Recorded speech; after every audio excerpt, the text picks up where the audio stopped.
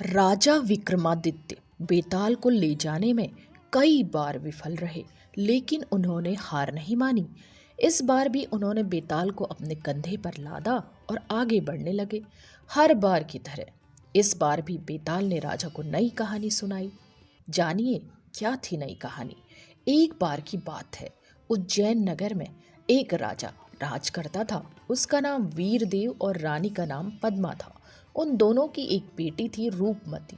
एक बार रूपमती अपनी सहेलियों और मंत्रियों के साथ राज्य में घूमने निकली। घूमने के साथ साथ वह अपनी प्रजा को कुछ भेंट भी दे रही थी। इतने में एक व्यक्ति ने राजकुमारी को एक खूबसूरत साड़ी भेंट में दी। राजकुमारी उस साड़ी को देखकर बहुत खुश हुई। उसने उस व्यक्ति से पूछा, आपने यह साड़ी कहाँ से खरीदी? यह साड़ी बहुत सुंदर है। इतने में राजकुमारी के मंत्री ने कहा, यह साड़ी उन्होंने खुद बनाई है, वह बहुत बड़े कलाकार हैं। मंत्री की बात सुनकर राजकुमारी आश्चर्यचकित हो गई। राजकुमारी ने उस व्यक्ति द्वारा बुनी गई दूसरी साड़ियों और कपड़ों को देखने की इच्छा जताई। वह व्यक्ति बहुत खुश हुआ और राजकुमारी को अपने घर चलने के लिए आमंत्रित किया। राजकुमारी ने निमंत्रण स्वीकार किया और उसके घर जाकर कई वस्त्र देखे।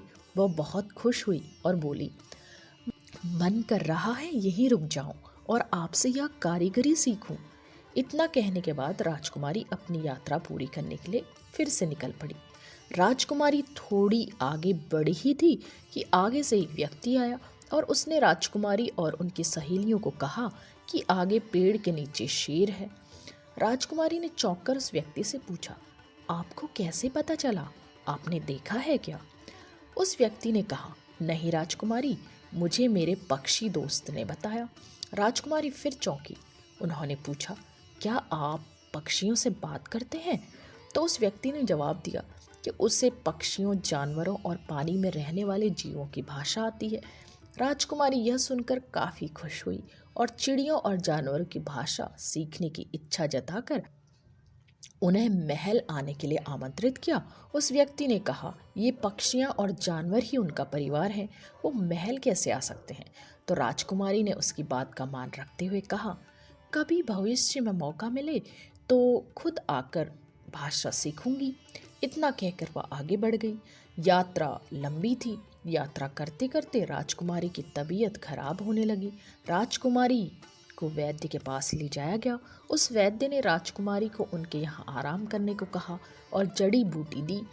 इस दवा के सेवन से कुछ ही घंटों में राजकुमारी ठीक हो गई। राजकुमारी ने उस वैद्य का धन्यवाद किया। वहाँ बैठे अन्य मरीजों ने वैद्य के बारे में राजकुमारी को कई बातें बताई कि वो कैसे सबकी सेवा करते हैं। उनकी दवाइयों से कई लोग ठीक हो गए हैं। यह सब सुनकर राजकुमारी ने वैद्य को कहा, आप बहुत अच्छा और पुण्य का काम कर रहे हैं। मेरा भी मन है कि मैं आपकी तरह लोगों की सेवा करूं। फिर राजकुमारी अपनी यात्रा पूरी करने के लिए आगे निकल पड़ी। वो थोड़ी दूर ही गई थी कि उसका पैर जानवरों के लिए बिछाए गए एक जाल में फंस गया। राजकुमारी मदद के लिए चिल्लाने लगी। उसकी सहेलियां और मंत्री भी मदद के लिए पुकारने लगे। इतने में एक वीर ने अपनी सूझबूझ और तीरंदाजी से राजकुमारी को जाल से बाहर निकाला। राजकुमारी खुश हुई और उसने वीर को धन्यवाद दिया। साथ ही उससे दोबारा मिलने की इच्छा जताकर वहां से चली गई। इसके बाद राजकुमारी लंबी यात्रा के बाद महल लौट आई। घर लौटने के बाद राजा ने उन्हें बताया कि आसपास के राज्यों से राजाओं और राजकुमारों के रिश्ते आने लगे हैं। राजकुमारी ने पिता की बात सुनी और कहा कि उन्हें कोई राजा या राजकुमार नहीं बल्कि कोई साधारण व्यक्ति चाहिए। उन्होंने पिता से कहा, मैंने इस यात्रा में यह जाना कि साधारण मनुष्य भी बहुत ज्ञानी, मेहनती और महान होते हैं, इसलिए मुझे कोई साधारण व्यक्ति ही जीवन साथी के रूप में चाहिए।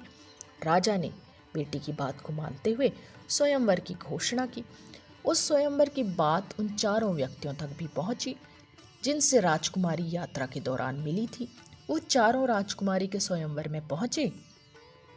कहानी यहाँ तक पहुंची ही थी कि हर बार की तरह इस बार भी बेताल ने कहानी को बीच में रोकते हुए विक्रम से सवाल पूछा। राजकुमारी के सामने चार वर थे, एक कपड़े बनाने वाला कलाकार, एक भाषा ज्ञानी, एक वैद्य और एक वीर। अब बताओ, इनमें से राजकुमारी के लिए सर्वश्रेष्ठ वर कौन था? किसके गले में राजकुमारी ने स्वयंवर की माला डाली? जल्दी बताओ, वरना मैं तुम्हारा सिर फोड़ दूंगा। राजा विक्रम ने जवाब देते हुए कहा, कलाकार बहुत धनी व्यक्ति था, लेकिन राजकुमारी को धन की क्या कमी, इसलिए राजकुमारी कलाकार का चुनाव नहीं करेंगी। वहीं दूसरा व्यक्ति जो भाषा ज्ञानी है, वह मनोरंजन के लिए ठीक है। तीसरा वैद्य है, जो एक अच्छा व्यक्ति है, समाज की सेवा करता है। अगर उसकी तुलना उस वीर से की जाए तो राजकुमारी वीर का ही चुनाव करेंगी। राजा का कोई बेटा नहीं है, इसलिए वीर दामाद ही राज्य की रक्षा कर सकता है। इसलिए राजकुमारी का सर्वश्रेष्ठ वर वो वीर व्यक्ति ही है। विक्रम की बात सुनकर बेताल बहुत खुश हुआ, लेकिन हर बार की तरह विक्रम के बोलते ही बेताल फिर से जाकर पेड़ पर लटक गया।